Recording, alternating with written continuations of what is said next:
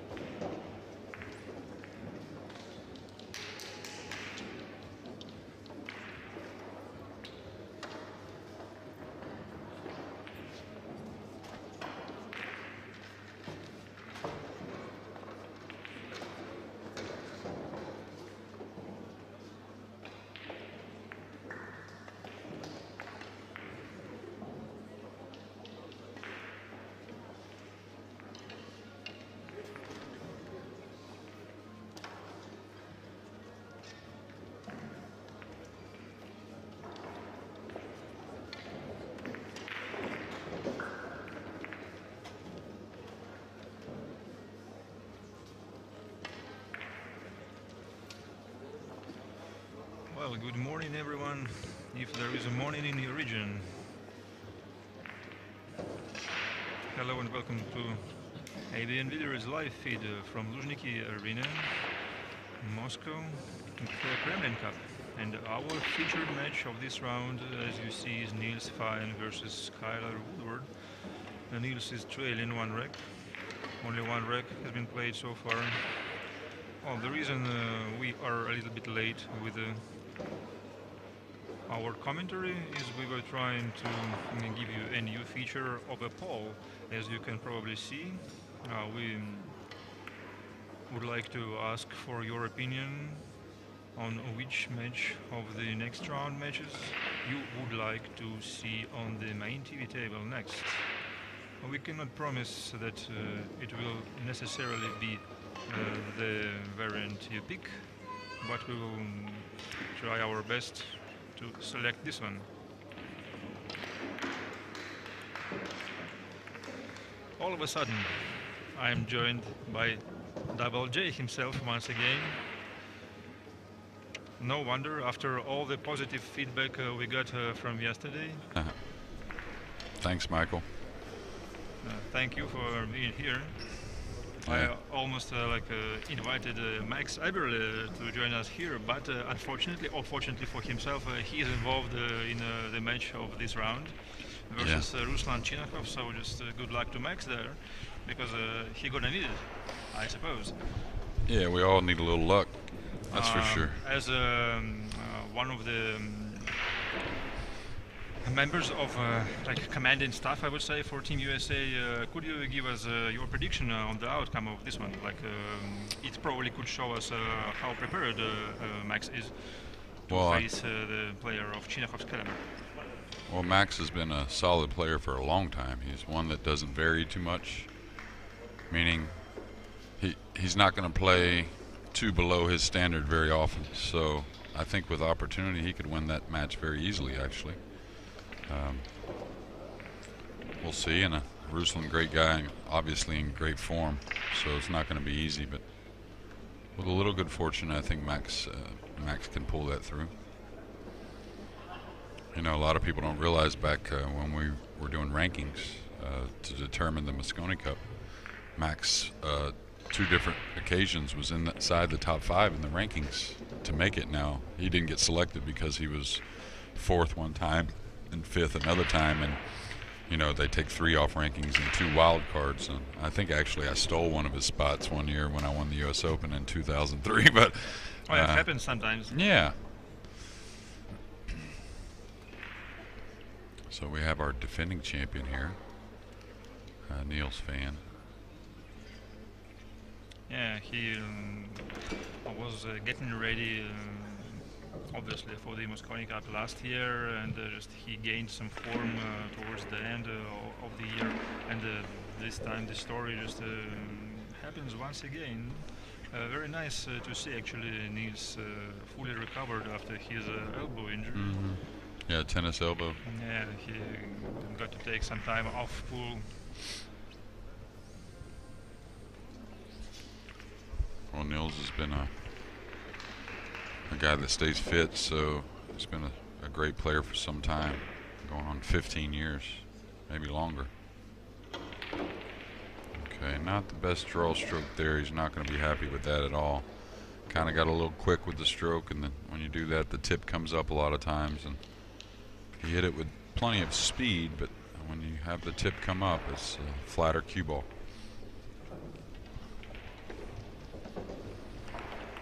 We'll keep you updated on some scores.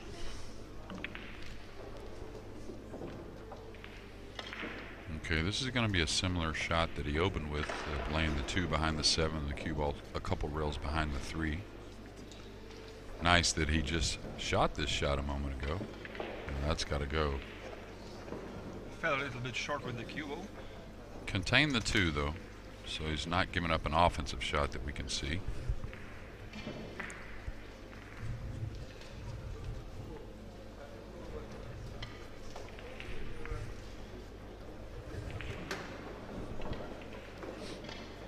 Nice to see Thorsten Holman playing a lot too. I think his game has jumped back up in the last year, 18 months. Really? Yeah. Well, Do you mean to say that Thorsten probably was in a kind of a little slump, or? well, just not, not having the results he wanted. Probably not competing quite as much there for a spell.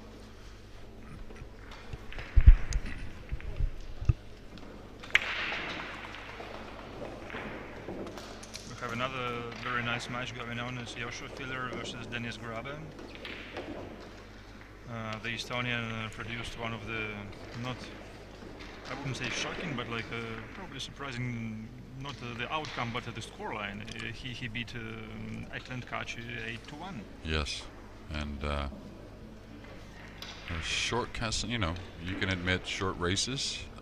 This raced 8, so if you fall behind against a good player, some things could go against you, and then quite honestly a little pressure can get to you and make a few mistakes, and that's probably what happened. Of course, every time I looked over in that match, I never really saw Kachi at the table much. So it could have been maybe he got snookered off the break, a few dry breaks.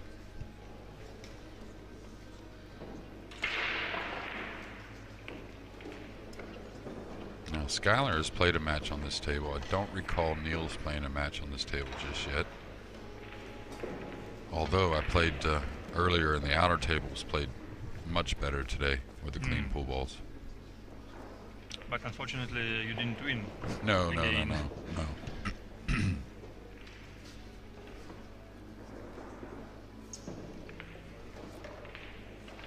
But in the end, you lost only a couple of breaks, like 6-8, I think. Yeah, 8-6, but I missed a couple of balls, and I felt great today actually, but felt much better as far as playing. Can't afford mistakes with this class of a field, though. Yeah, that's for sure. Just like we were discussing yesterday, the losers bracket becomes tougher and tougher. I think the second day of the event is going just to bring some more names down there. Oh yeah. To the B side. Now it looks like he's drawing this back or going to the rail. Yes. And I like that rather than a lot of people would have said, why didn't he just roll forward? But rolling forward, you have to shoot the ball with a little more timid.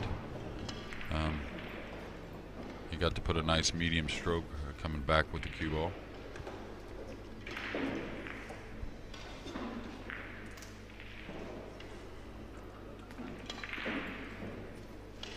Ruman with Skyler. He had to take some medicine today. He's feeling a little under the weather the last couple of days. Yeah, he just actually approached me before the match and asked if I could translate the recommendations for this medicine. Yeah, how to take these pills. Well, Yeah. it reads like once every 12 hours, so Oh, probably okay. not the immediate effect Skyler was hoping for. Right. But Well, I know Alan brought him a who bag knows? full of medicine, so.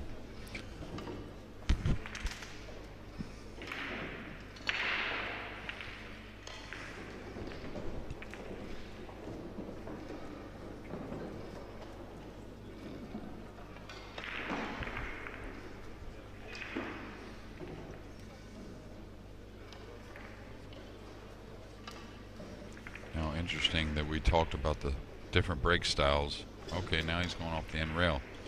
So that Just makes, the way like Corey does. well, that makes me think he's not going to hit him as hard as normal. Normally, Niels does not back. Okay, more of an arm break also. Well, you can see the distance between the head string and the cue ball. Maybe it is just one of the ways for Niels to reduce the cue ball speed a little bit.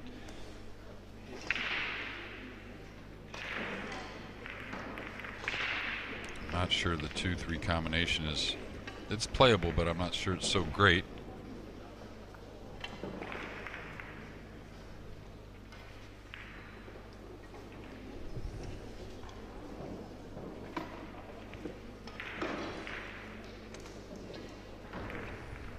Max Everly is up 2-0 on Ruslan right now. Don't know if he had a dry break there or a scratch on the break. Ruslan's back at the table.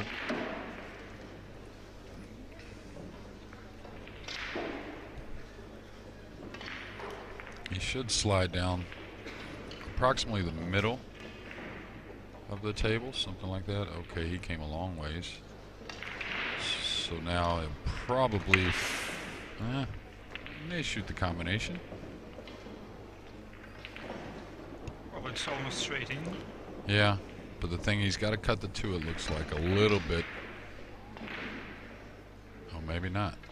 If he can draw behind, he's good then. Again, it's hard for us from the booth to see every angle. Yeah, the best place to observe the game is just right where Niels is right now. Yeah, and usually the worst place to observe it is The chair. where Skyler's at. Yeah, that's for sure. Upset ending up short there just because it may involve the 7, or he may have to put inside or kind of wrap the corner. So here's where the deflection comes in a little bit more. The angle doesn't look very steep, so part of the inside I think could do the job. Well, that's why he's going to stay away from the inside. It's kind of like, you know, with the slick table, you try to stay away from that shot a lot of times, but he was close enough to it to where pulling the ball 2 rails wasn't very difficult. And both these guys play at a nice pace as well. They'll take some time when needed.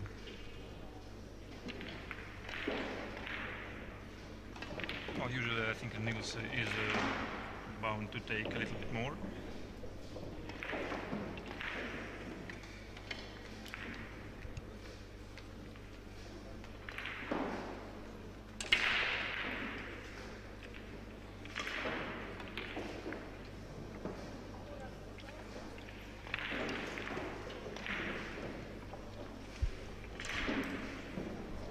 Not many pyramid matches going on right now. I guess they've dwindled the field down quite a bit. Oh, they are already in the 3rd day of the event. Right. There, so just the majority of players are already eliminated.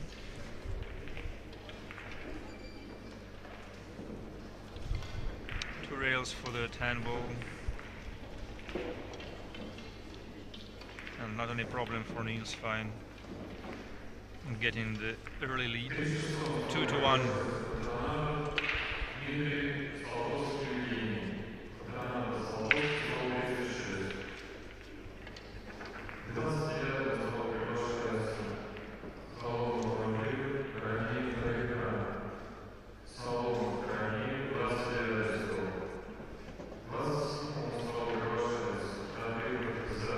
Well, once again, I encourage you guys to join our poll for next round match selection. Once again, we will do our best. We will try to get those players playing here at the main TV table. That's not guaranteed, but once again, we'll give it a try.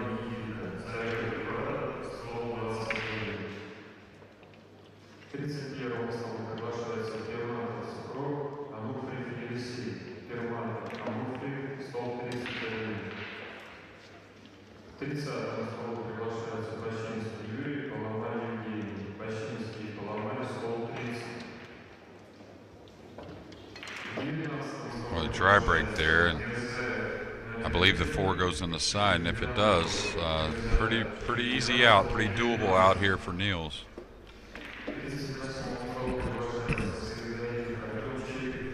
Skyler didn't hit those as square as he normally does.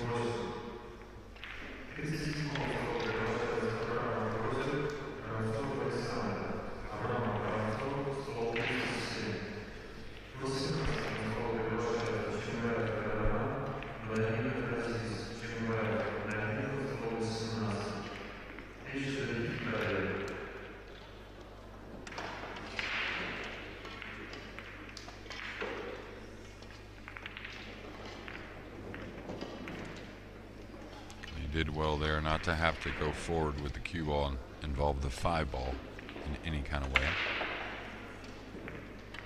Those little things are really important when it comes to stress level. Well, it looks like the current position doesn't have any difficulties except maybe like going from the 8 to the 9. But I think just going 2 rails would do.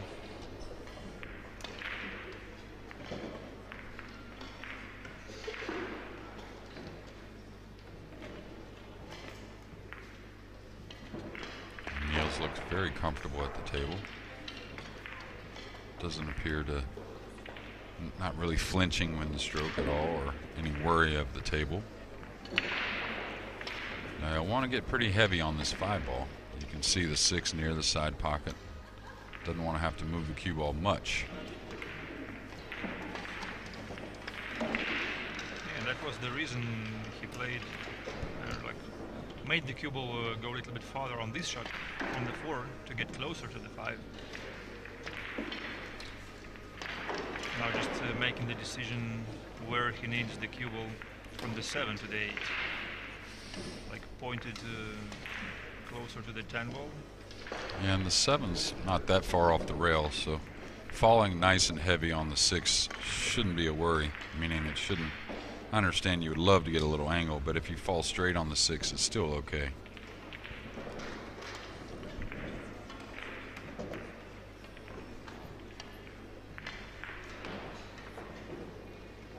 What's your preference, or your personal preference on these kinds of position play, like from 7 to the 8? Do you like to involve the rail more often, or just well, go in the opposite, like Niels does right now? Yeah, he's going to fall on the side of the rail. The thing about falling on the side of the rail, don't get too close to the 8. You want to go ahead and come above it quite a bit.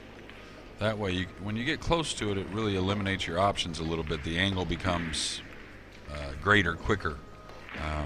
So it's harder to follow through the ball and get to the backside of the 9, but he's got an ideal here. And just like that. Yeah.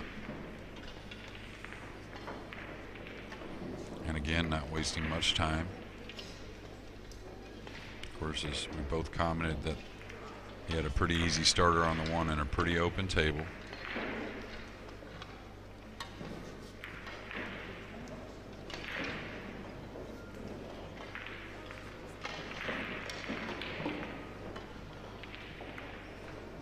That's a 2-rack lead for the Dutch, and he's going to make the next break.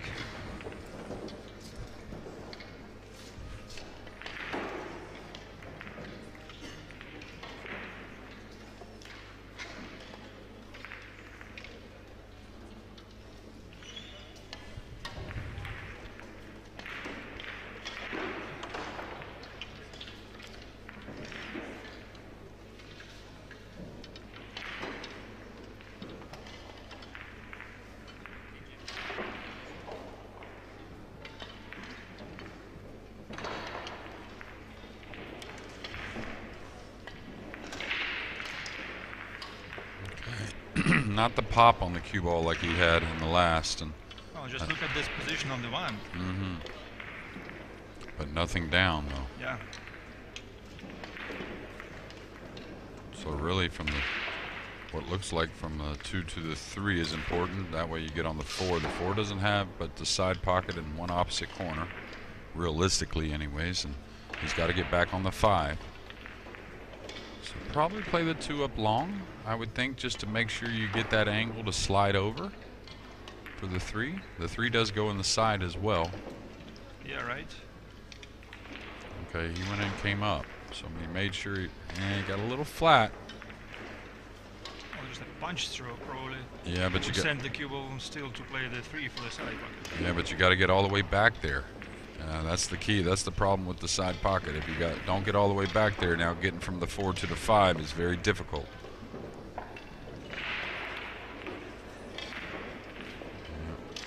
Played it nicely.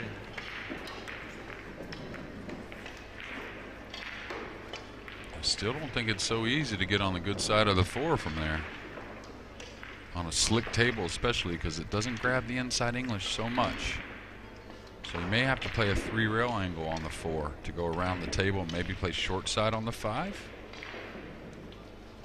I like him looking at his options and just not taking it for granted. Well, that size of the position zone is scary, small. Very small, and if For you the get 5 ball, I mean, yeah. yeah, well, yes, it is small, but sometimes if you can, if you're moving there naturally, it's not that hard to get there.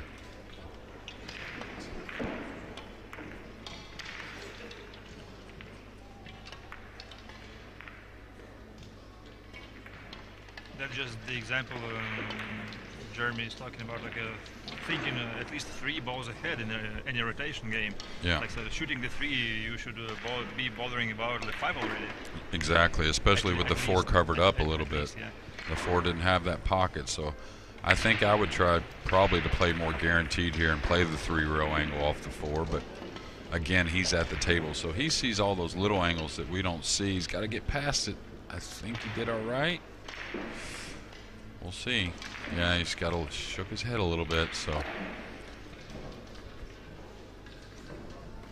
Thing about the side pockets, you don't have the rail to help you cheat the pocket, so that's why side pocket position can be pretty funny at times. And now he's seeing if he can force it 1 rail in between the 8 and 5. So this is the type of shot sometimes when you have to force it, everything doesn't hit exact. You may end up getting on top of the 5, like bumping it.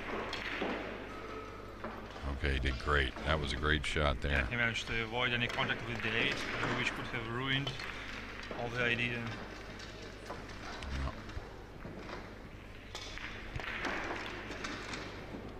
Sometimes these kind of shots are like, they say, threading the needle. Absolutely. And this is how like precise a pool can be, like playing pinpoint positions and whatsoever. So there's some of them who say that these are buckets and just small balls, they are wrong. Well, that, and you don't get to see all the time how, or you don't recognize how fine a position sometimes pool is, and how, just 1 inch changes everything. At least 1 less, you get a chance to play yourself. Right. Oh, that one's got to slow down a little bit. That's fine. Yeah, but when you come some 8 feet, you're not looking to get a foot away. So he probably had a gulp or a little swallow in the throat right there when the 7 came off, the cue ball came off that end rail, off the 7.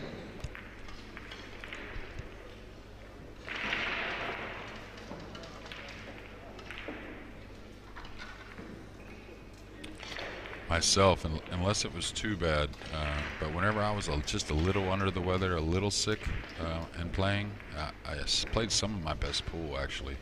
I think my focus was a little higher. You're not the only one. Yeah. That's kind of a surprising effect.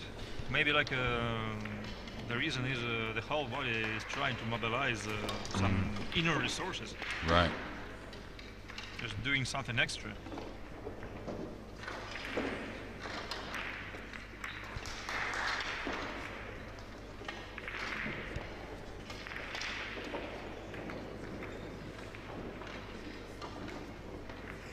Of course, any time of the day, like feeling fit is much better than feeling sick. Right. Yeah, it's not a confidence thing. Even though I know the history of playing pretty well with a little under the weather, it's still not something that you're. Yeah, you're looking forward to. Yeah, exactly. Oh, let me hope I'm sick a little bit. My opponent doesn't have a chance then. So. Okay, so Sky missed the break a little bit. Didn't hit him as square as he would have liked in his last. So overall, though, he's been breaking really well.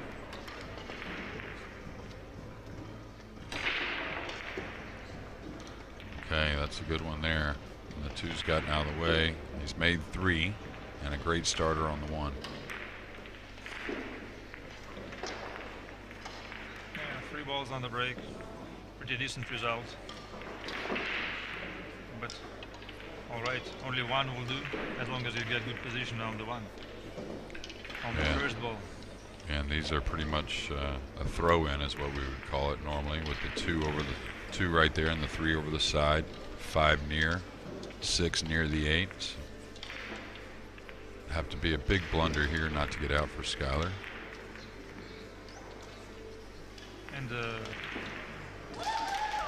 luckily for him, there is no 9-ball at the table right now, like the one who, which looked to be his nemesis yesterday for a while. That's right. He had a couple of mistakes on the 9, a miscue and an open miss. Not too much to worry about here. Go ahead and be somewhat aggressive with the stroke. Meaning no reason to just barely come off the rail. You want to come towards the 6 a little bit.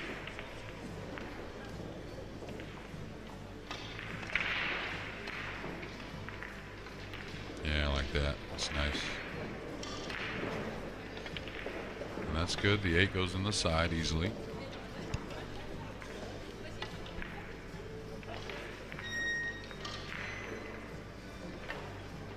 Yeah, 8 in the side and just 10 to the corner is pretty natural position.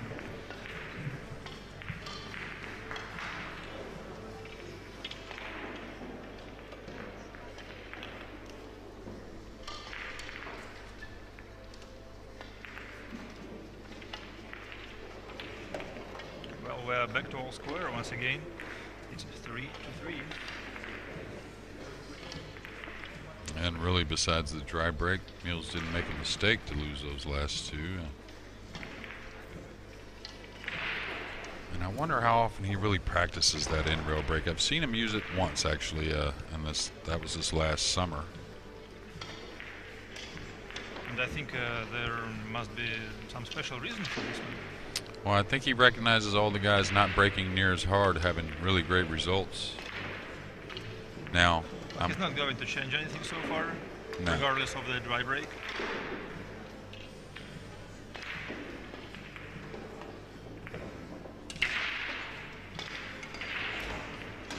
That was the pop. That was better. Well, he added some power. As a result, he gets one of the second draw balls going to the side pocket. Yeah, and a real nice track on the 1. And I think eventually, not eventually, here before too long, I think on the pro side of things, when it comes to 10-ball, they're going to have to move the 10 to the spot. I think the break has become too easy for these guys, and the way the 1 gets dressed up over the corner, which won't change much if you put the 10 on the spot. But I think one person to blame for this, it's Shane Van Bonen. Well, no, this break has been around for a long time. The 2 balls in the sides. We played 10-ball at the Camel Pro Billiard Series back in the late 90s. Well, because I mean, I remember the days like when pros managed to figure out how the 9-ball rack breaks, but they were just moaning about the 10-ball because they couldn't get decent result, and then all of a sudden Shane comes here and just bangs, and then he explained the way he was just trying to do. Right. So I think just he was the one, probably the first one who introduced the idea that the 10-ball break can also be like manipulated, or just I think I will try a better word for this one, just to get good results of it. Yeah, but the same balls were made, like I said, back in the Camel Pro Billiard Series, but the difference was we used a triangle, so you couldn't get that perfect rack all the time like a template rack. So it was a little harder to repeat things, or a little harder to trust things, trust things happening. But Efren Reyes, he used to use the same break in 10-ball, making the balls on the side and the 4 railers and putting the 1 near the corner. But he used to draw the cue ball to the end rail and back up to the middle, doing it. Just now maybe once again to get good position and to use the same amount of force. I was going to say, did he get... Ooh, he caught that thick to the hole, so this may be a bank on the 5 or a carom on the 6. I would have to look at the 6. Better, yeah. I would have to at least entertain the 6. I mean, the position is natural, like going 3 rails. Yeah. But can he come off the 5 and make the 6 easily and hold the 5 on the side rail? No? Maybe not. Maybe that's not so easy. Maybe he's got too much angle. Yeah, he caught a little thick. He had to swerve it a little bit.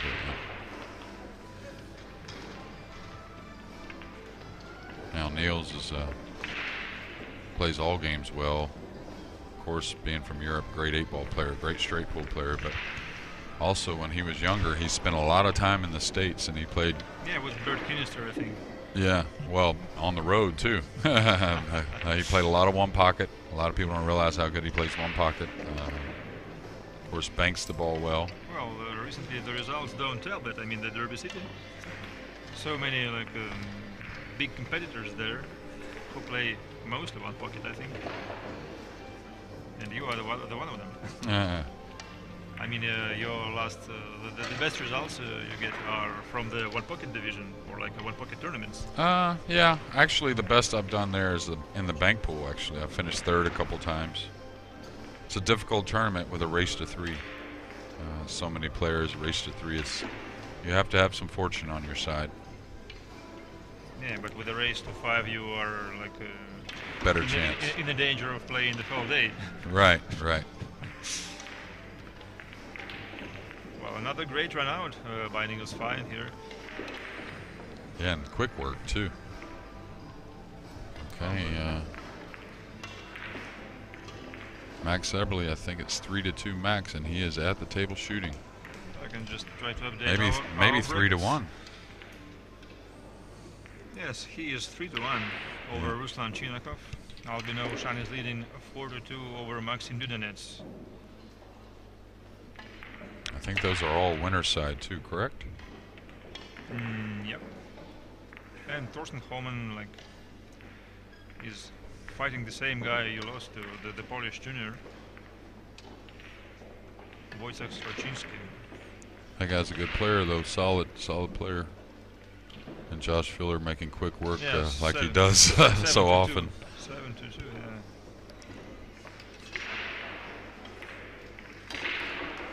He'll hit those a little more, and I don't know if you noticed the 2-ball went a little longer towards that pocket. How often do you try to observe such things like you mentioned about the 2-ball, like going higher or lower? Yeah, I watch it a lot. Yeah. Yeah, because I mean, it shows the level of the pro play. Just not only watching the ball if it goes to the pocket or not, if it enters the pocket, but just which part of it. Yeah, exactly. And that's what will happen out with the new felt. I think when you overhit them, those second balls will go a little longer sometimes. Did he get there? It's close. I don't think so. Well, I think the one rail escape is always there. I think he can see the entire ball. And I like the selection on the kick shot. There's no way to really roll out in that situation, I didn't think, unless you're going to roll out to the kick. But I don't think he would have got it back. The only thing I would have suggested is maybe take a little more time on it just to make sure how you want to hit it.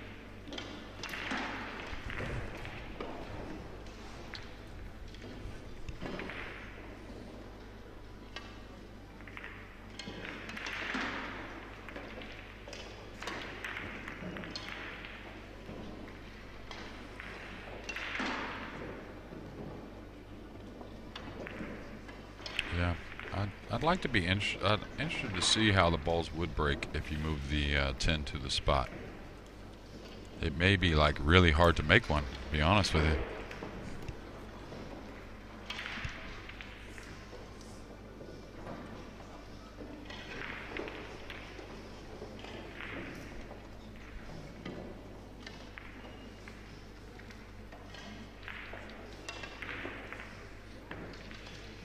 That's a very interesting observation you made about Niels Feijen. I think his pace is up a little compared to recent years.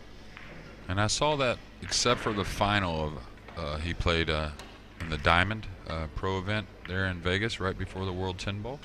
Except for the final, but I saw that in prior matches in that tournament that he had picked up the pace a little bit.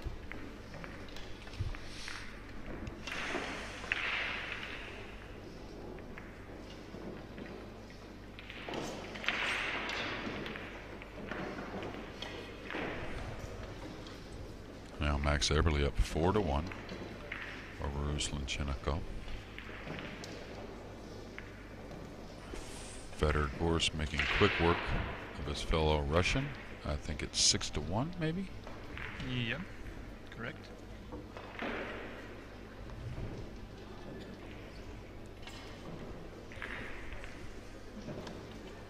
And of course I'm pulling for Max, and I could be honest about that one, but I think Federer and Ruslan are going to be right there at the end of this tournament. I watched them at the pool room this last several days. I like the way they're looking.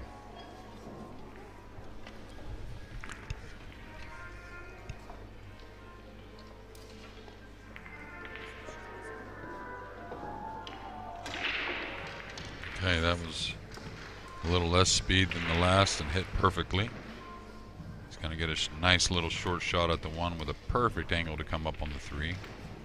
A little bit of work getting from the 3 to the 5 though, but he's so good on the 1, he should be able to get up and get nice and full on the 3 to where he can draw the cue ball back for the 5. I don't think there's any reason with the 6 and the 8 being there to use rails here, getting from the 3 to the 5. This is one of those rare moments where you want to get really nice and straight in on a ball.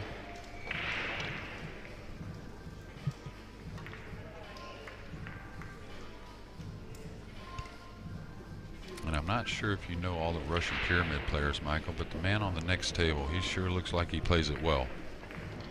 Well, I think those of them who made it to the 3rd day of the event are expected to be playing well, for sure. Yeah, but I've watched a lot of them today, but this guy looks like he's really exceptional. Yeah. I was watching him warm up, and you know when you're practicing. Well, you know, actually, there are still... Uh-oh. Yeah, if he falls straight on the rail here, okay, he's all right. Still some unfamiliar guys like from Middle Asia who come here and all of a sudden they beat the champions.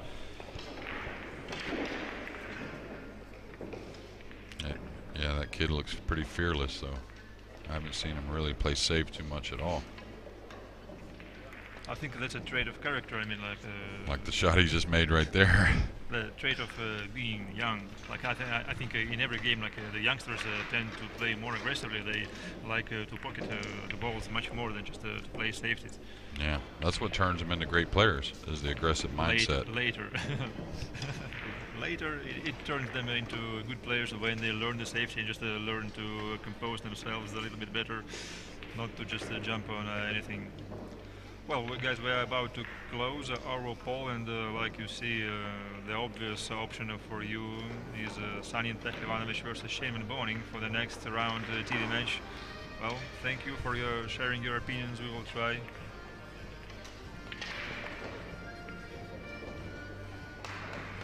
We will try to have this duo at the TV table next. Meanwhile, Niels Feijen is trying to extend his lead over Skyler Woodward. Yeah, and a bit of a misfortune for Skyler getting snookered off the break in the last game, but it's going to take something like that, it looks like, for him to make a comeback here.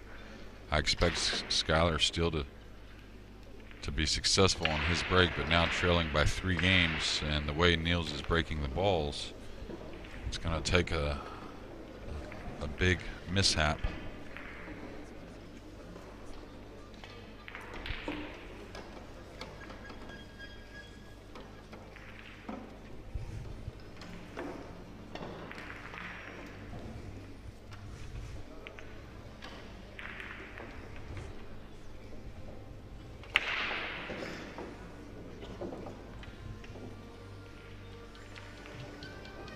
We got several requests on scoreline on match number 167. It's Lefteri Georgiou from Cyprus versus Duong Quoc Huang, and I'm trying to figure out where they are playing.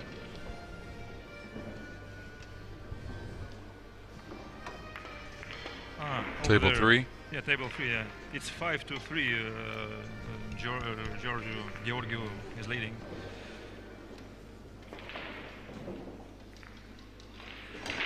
Oh, that was better. That was better. Now what's the 2 going to do? It's going to get right over. Well, yeah, get right. Snooker him.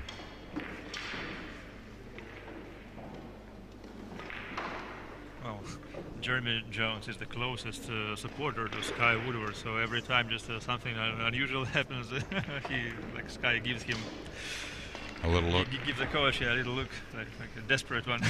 And that's why I also think that moving the 10 to the spot is going to be needed eventually, because both guys are making balls. So it's going to come down to what unfortunate things happen.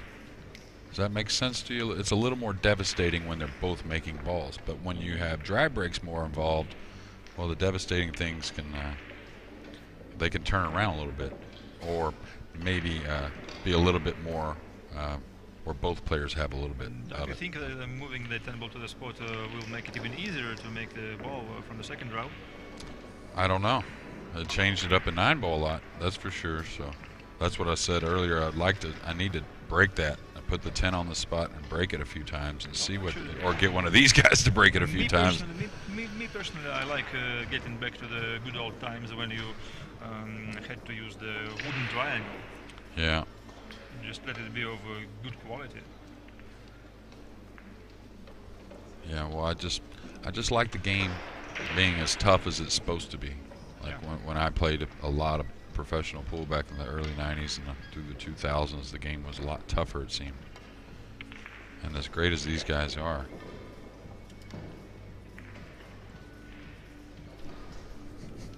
thanks, Derek, appreciate it. Okay, we got a lot of congestion near the some spot work to be done with the 6 ball first of all. Yeah.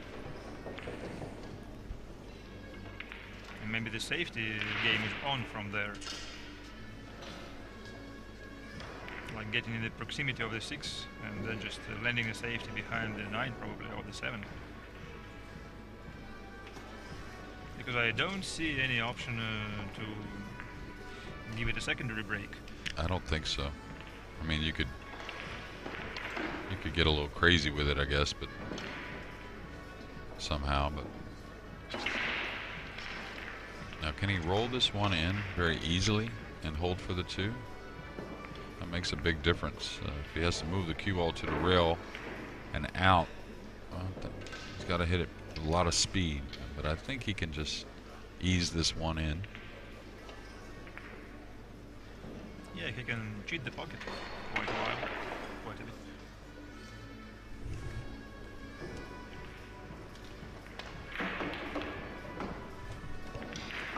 He did have to move it to the rail.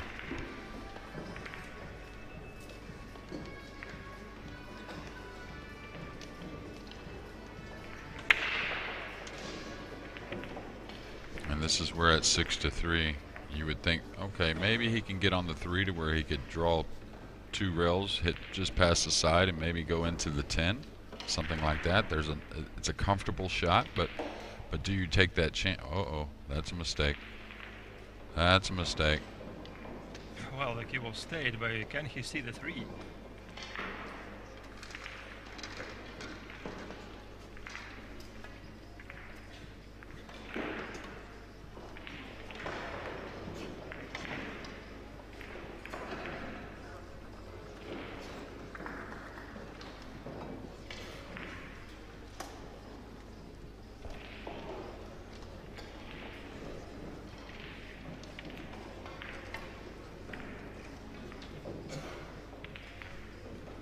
So he'll call the 3 down in the corner, kicking 3 rails, trying to get underneath it and send it. We're trying to go all the way down to the opposite corner just in order to hope to get a shot on the combination on a 6 to 9. Well, it's a little bit off angled to the side pocket, but it can be manufactured, I think. Yeah, but he's going to kick. He's got to kick this. The corner on the side pocket's got him. So he's got to kick this. He's going to try and send the 3 down table near those balls, and maybe the cue ball comes behind the 8, maybe? Yeah, at first I was thinking he could see the 3. Okay. Well, he's going to leave Skyler where Skyler may be able to produce something from here. No luck here for Niels. It was a very nice effort, by the way. Now Skyler looking at that 6-9 like you were talking about.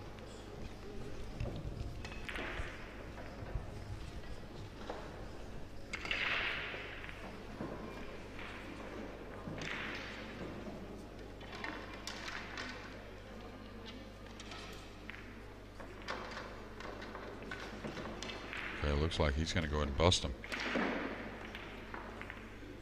I don't blame him there either. Looked like to me. Yeah, the bank shot is on. Yeah, and he was kind of thin on the 3 to hold for the 6-9 combo, and the 6-9 combo wasn't like a hanger. It'd be one thing if it was really easy.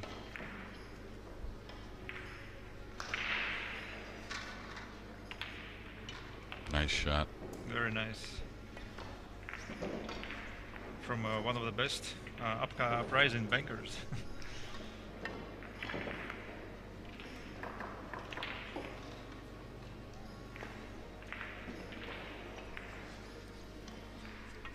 So again, he's going to need a little something from Niels to try and get back square in this match here in the next break-off. But we did see a mistake from Niels, which is our first, I think, as far as when the open table going across, almost losing the cue ball on the side.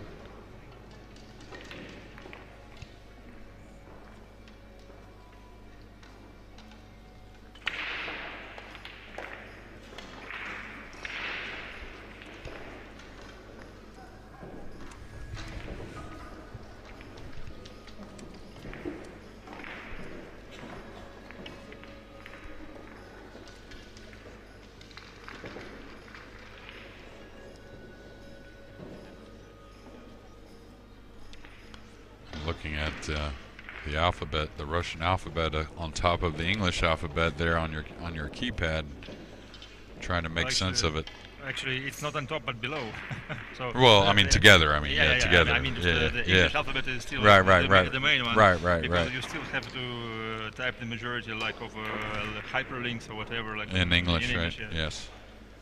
But some of them go with it, but the J's with the O, the P's with the H. So, well, if you want to see how your name would look like if you type it in English, but okay, they hit high that Russian, time. He got the 2 down though. Oh, what's the 3 look like? The 3's pretty covered up with the 7, and it doesn't pass with the 4. I'm not so much bothered about the 7, but the 4 probably. I think there is some gap enough to fit the cue ball between the 7 and the cushion.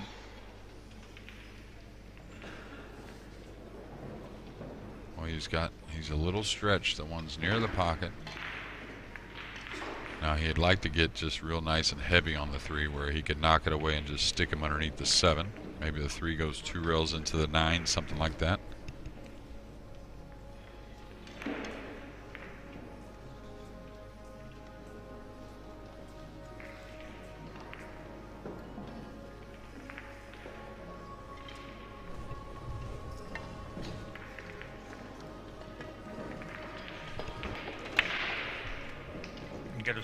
Get a stretch over the 4 ball.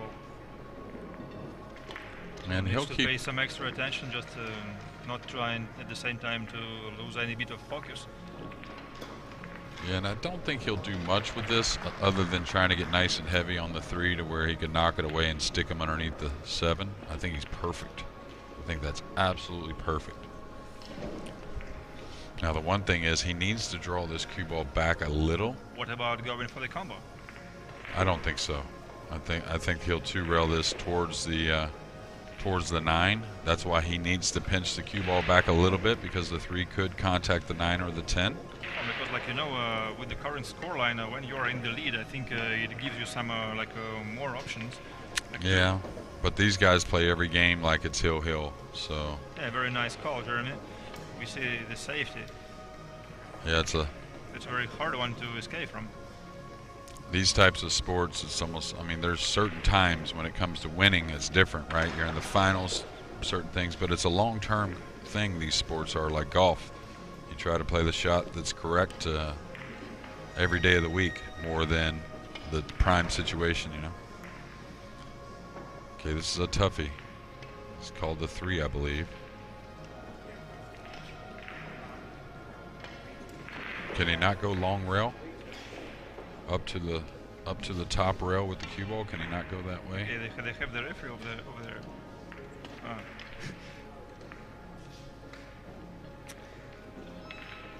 Well, the ref needs to approach the table to see like the double hit possible.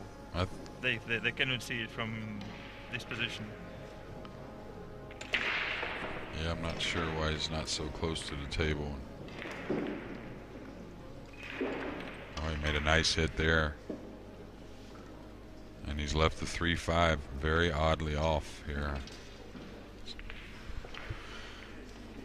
And really a difficult way to play safe for Niels. He may have to go after this 3-5 combination just because the safety is really touchy. trying to cross this ball over and run the cue ball, you could get a double kiss. The 10's in a bad position for you. I think he has to shoot the 3-5 combination. He made the call. And this is one you give it a good look like he's doing, and then you just trust what you're looking at when you're down on the ball. It's all you can do. It's not when you practice. How do you, by the way, aim the combo shots? I mean, do you just aim where the first ball of the combination should go, and then you just forget about the second one? Yes, pretty much. Yeah, pretty Play much. it as if there is some kind of imaginary pocket, right? Exactly. Well, yeah. Just like I said, trust what you're looking at. Give it a good look. It's almost like when people get behind a ball, to look it to the pocket before, you know, they go look at, say, the 3 to the hole or whatever it is, right? Find the contact point or whatever. Well, I teach, don't look for a contact point. We're looking at a solid ball, right? How are you going to keep your eyes on a solid ball? If it was gridded or something, like you could go to K9 or something like that, or HB on the grid and find your point. That's one thing. All I do is, it's like golf. I teach people to just give your mind the reference of how you want the object ball to travel. So you look at the path you want it to travel. So you're just feeding the brain a little information to try and detail your brain a little bit to deliver with the arm. And so just imagining the path for the object ball, then you can imagine where the cue ball should Exactly. contact. Yeah. I think it's very, very, very hard to try and look at a point on a solid object ball, or even a striped object ball. It's a very hard thing. I mean, the contact point is so small. Yeah, I get your point, but yeah. at the same time, I think it all comes up to how the human mind works, actually. Yeah, everybody's different, of course, but I think it's just a matter of imagination. Yeah, and I just also think you're asking a lot to be able to be confident in a point more than the path. I think the path is always going to be something you can see better than a point. And, you know, like I said, like you said, to each his own. Everybody's a little different. Oh, okay. He wanted to really hold the cue ball, so he's not going to be real happy with that, but he got it down. And now he's either got to spin this softly, or he's got to go back and forth a few rails. So this guy should be happy. They're still staying at the table.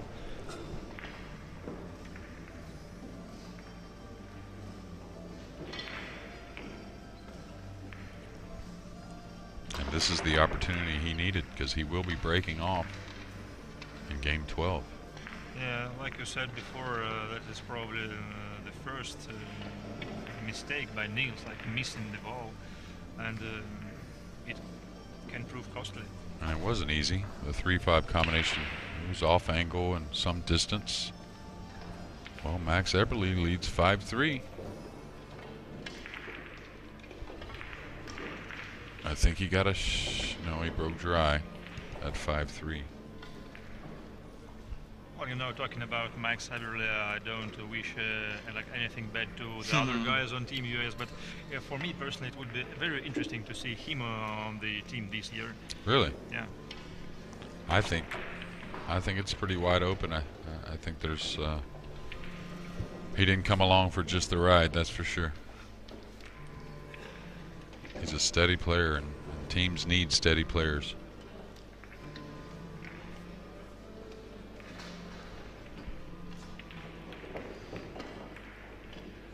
A little light with the cue ball, just a couple inches, not bad. He still has a nice 2-rail angle back and forth. Yeah, maybe even 3-railer. Maybe Like he may catch the bottom rail, yeah. 3 long rails.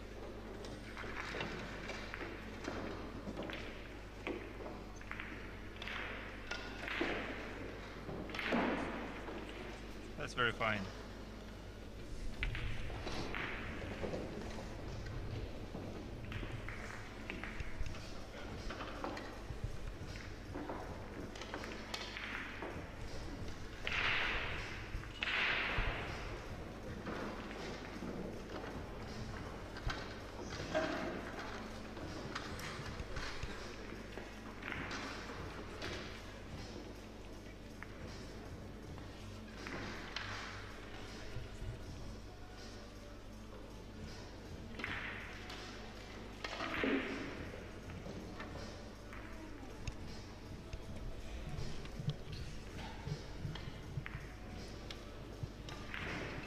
come on Sky. We got some Americans rooting for Skyler Woodward.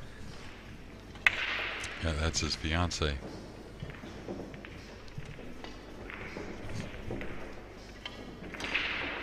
Okay, a nice hit there. Now the 4 went a little long, and the rack didn't sound so great. You can see the congestion. I think it's easy to give yourself a bad rack at times. And the template is also, I think, will stay until the very end of this rack because of the position of 10 and 9. Well, Niels immediately called the bank, and he may still bank at it, but wouldn't be surprised if he changed his mind. Well, he needs a perfect angle on the 2, though, to go for the good position on the 3. Yeah. We'll get a look at the table. I'm wondering, does the 3 pass the 4 all the way down? I know the 4's tight, but I'm wondering if that really helps with getting from the 2 to the 3. Okay, a nice shot, slow rolling that, and that's a big sign of confidence.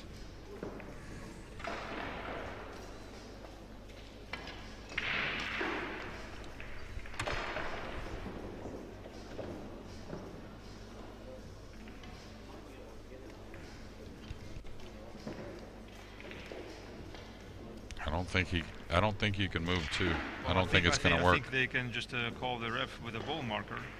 I hope they have some. They're okay. Teamwork makes the dream work, Michael. Well.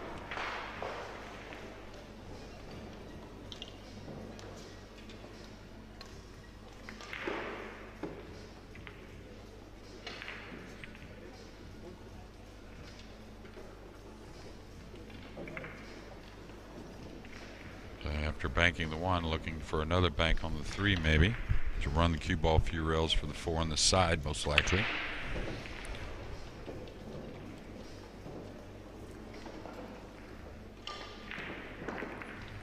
Well, Albin Ocean is on the heel versus Maxim Dudonets.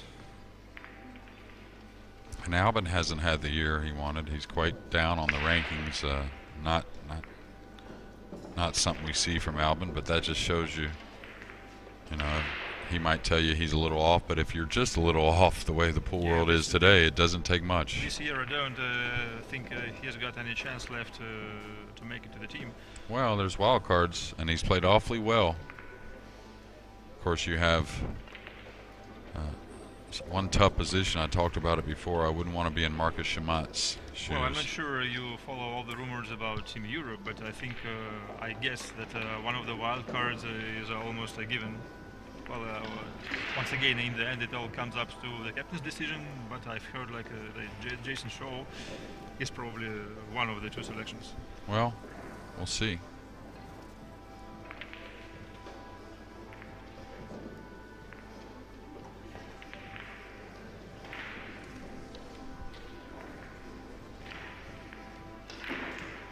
When it comes to those selections, I would have to recognize points myself. But of course, Jason doesn't play much of the Euros, so that's a different situation. But like, say we have not that situation, I would have to look at those guys that are 4, 5, 6, and 7 that have had great years.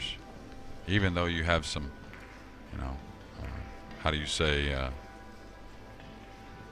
know, some guys that are, you know, Niels Feijen that's just played super well. Albin Ocean played super well in the Mosconi Cup, and you figure him to play well again.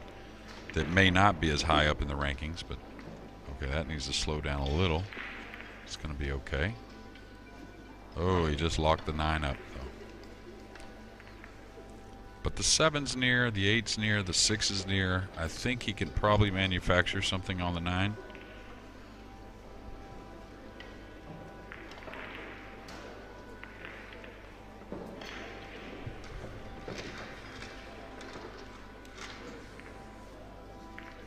Well, it's 4 to 5, I think, between Chinahov and Everda right now.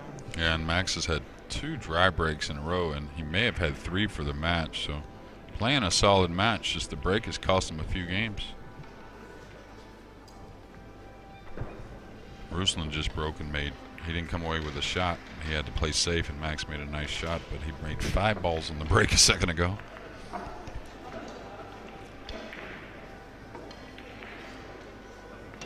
Nice shot there, being elevated, trying to gain that angle on the 6, which was pretty important. Well, right now Feijen has to make a decision on whether to go 2 rails across. I think 1 rail. Well, you catch the second rail a little bit, but you're playing for the 6 in the far corner.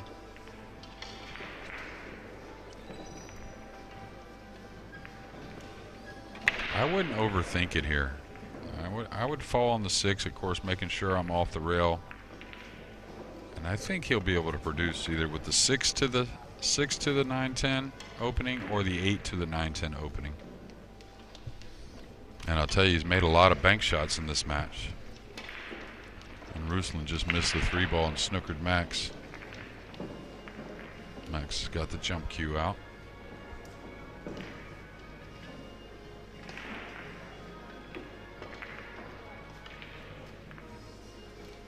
Yeah, but that's what I meant as far as trying to stay off the rail, though. And he's off enough, but I'm not so sure you can afford to try and break him out here. He's taking a bit of a chance if he catches the 10 first or the 9 first.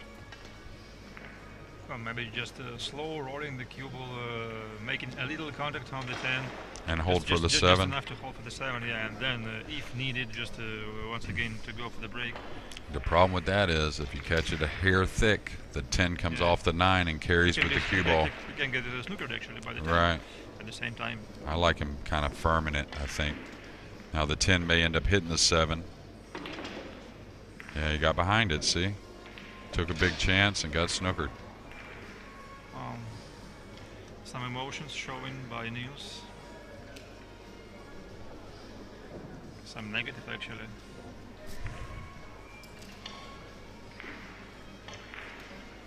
Yeah, and I'm not sure if that's frustration of getting snookered or frustration of the decision he made. So he could have waited. He could have waited on that, and he's made a lot of nice bank shots. The 9 went cross side, excuse me. Could have possibly got a break on the 8, or he could have played safe on the 9 as well. Of course, he very well realizes that this is a chance for him to go on the hill and a chance for Skyler to make it even. So just this vital wreck for both. Yeah. And he would have been in prime position to win this match, breaking off 2 out of the next 3 games.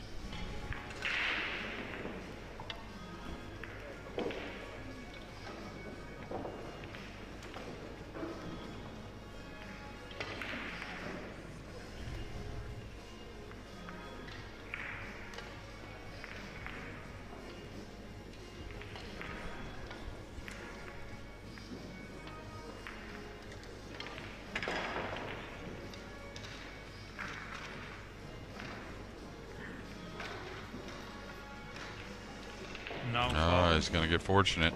That's a good leave. Yeah, he got fortunate there, rubbing the 8, and he did nice with the cue ball, though. He was going to get some distance regardless, but he got the snooker there as well. Skyler is going for the jump, and he can actually make the 7. Yeah, or bang it around table. If you bang it around table, you got a good chance with the 8, 9, and 10 there. This is going to be a decision here. Do you go for the make? I mean, it's really close. A lot of times you want to go for the make, of course, give yourself a chance to win. But it's right on the 50-50 to me whether you knock this around table or go for the make. I'm wondering, can he come out 2 rails for position on the 8 and the side?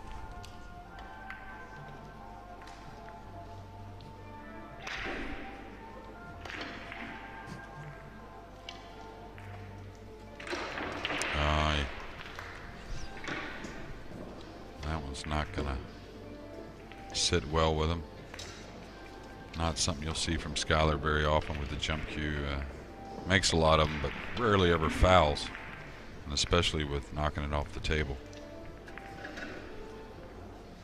Well, it's not easy to calculate how the cue ball is going to rebound off the table surface. Well, I think he'll tell you. If the cue ball contact's like going up.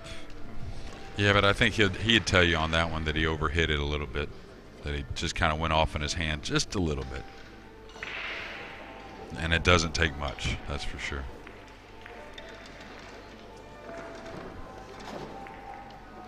I really like this venue. This entire complex Yeah, is. it's very nice. No, the complex is incredible.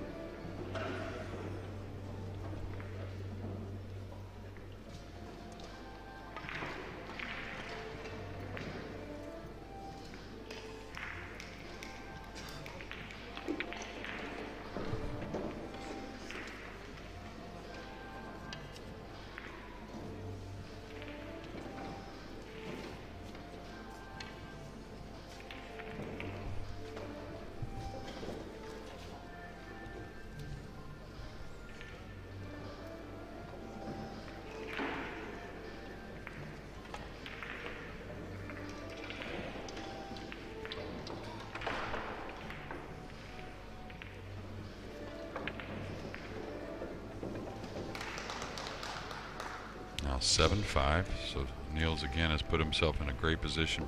Will get 2 break-offs in the next 3 games if it goes that far.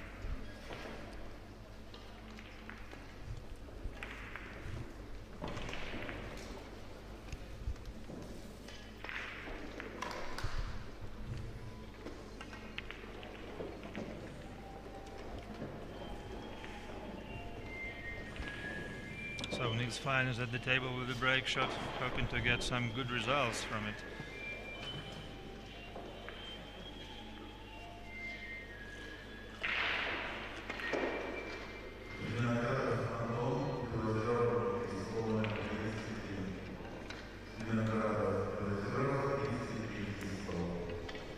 Max Everly up 6-4 now, and breaking.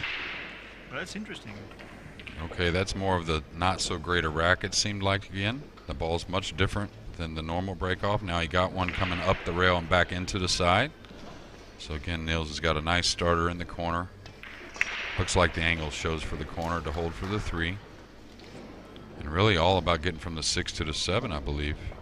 With the 9 being there, he'll probably want to somehow get nice and heavy on the 6 to where he can draw back to the side rail for the 7. Yeah, and actually if we take the 7 and 8, he's got to be pretty precise on the 7, not just to be drifted away too much from the 8.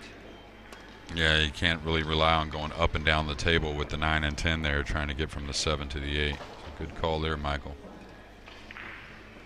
Again, he's in prime position, though. With the 4 and 5 being there so nice, he should be able to fall nice and heavy on that 6 to draw the cue ball back.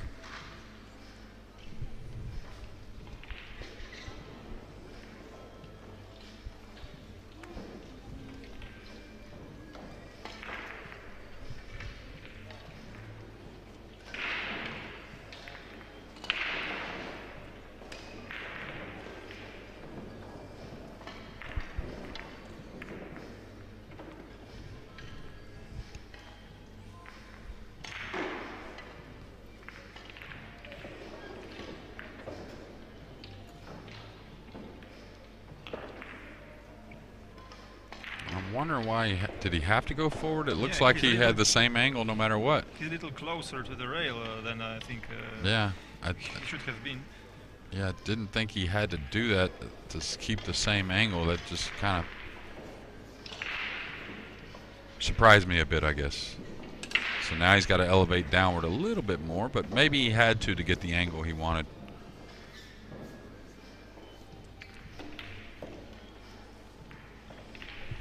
Well, did he get enough of the angle this time?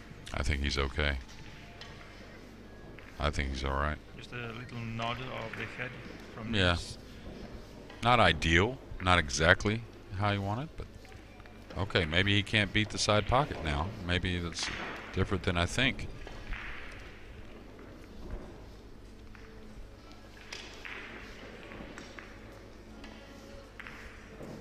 Well, his mimics are showing that he is not happy with this one.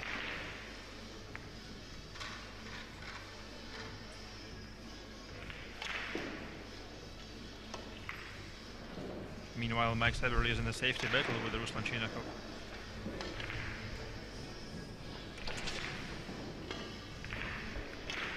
Yeah, he missed what looked like a pretty easy safety there. Left Ruslan a shot on the 1.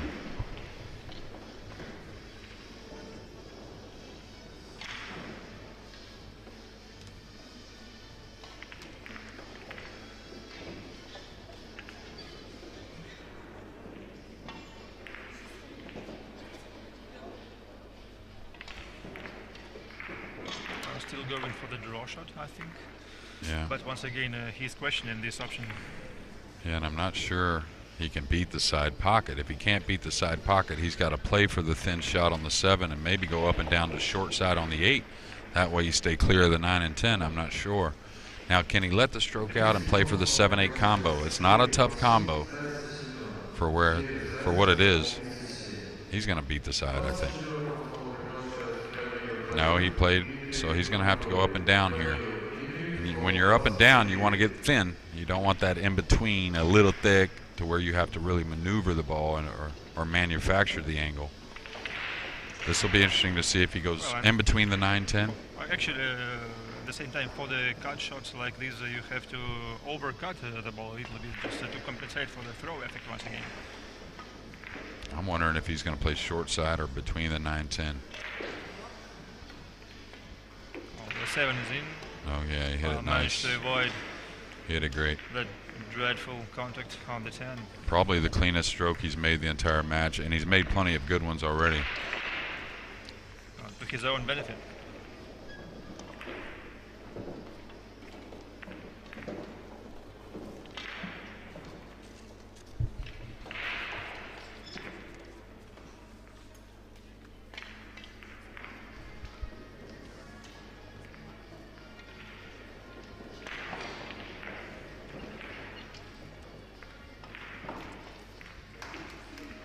Okay, so Niels is going to get to the final 32, and Skyler's got a little more work to do to get there.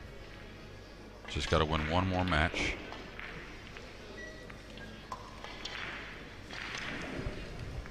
Well, Niels is through. Well, I'm not sure what we'll have next, but well, hopefully it's Sanin Pehlivanovic versus Shane Shane, McBoning, is that what- like that's our what everyone viewers wants, huh? were avoiding. I guess that'll be 4 o'clock, ladies and gentlemen. Yeah. Thanks But very just, much, Michael. just in case, stay tuned a little bit later, a little bit earlier than the scheduled time.